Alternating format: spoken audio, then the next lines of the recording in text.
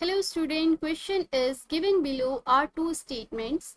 Statement 1, the non-biodegradable fly ash and slag from steel industry can be used by cement industry. Statement 2 is the fuel obtained from plastic waste is lead free. सबसे पहले तो की concept लिख लेते हैं. इस question का की कॉन्सेप्ट है आपको इन्वायरमेंटल केमिस्ट्री के अंदर जो इंडस्ट्रियल वेस्ट है उसकी नॉलेज होनी चाहिए. इंडस्ट्रियल वेस्ट, मेरे पास जो स्टील इंडस्ट्री रहती है, स्टील इंडस्ट्री से जो वेस्ट निकलता है वो क्या होता है? Fly ash and slag. Fly ash and slag के अंदर प्रेजेंट होता है कैल्शियम सिलिकेट. कैल्शियम सिलिकेट जिसे मैं यूज करती हूँ कहाँ पर? सीमेंट इंडस्ट्री के अंदर. तो ये स्टेटमेंट क्या हो गई मेरी? बिल्कुल ठीक. The non biodegradable fly ash and slag, इसके अंदर कैल्शियम सिलिकेट प्रेजेंट होने की वजह से हम इस वेस्ट को यूज करते हैं सीमेंट इंडस्ट्री के अंदर.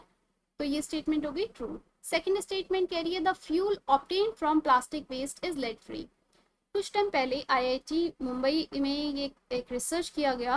उन्होंने क्या किया, जो वेस्ट प्लास्टिक था, जो मेरे पास प्लास्टिक, जो वेस्टेज प्लास्टिक पड़ा रहता है, उसमें एक कैटलिस्ट डाला, एक सब्सटेंस डाला जो था copper at the rate titanium oxide. ये कैटलिस्ट क्या काम करता है? प्लास्टिक वेस्ट को ब्रेक डाउन कर देता है स्मॉल पीसेस के अंदर, स्मॉल पीसेस में ब्रेक डाउन करता है. और इसी कैटलिस्ट के साथ ही मैं इसको फिर से डाल के क्या करती हूँ, थोड़ा हीट करती हूँ.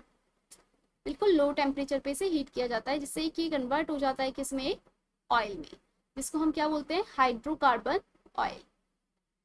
Hydrocarbon oil.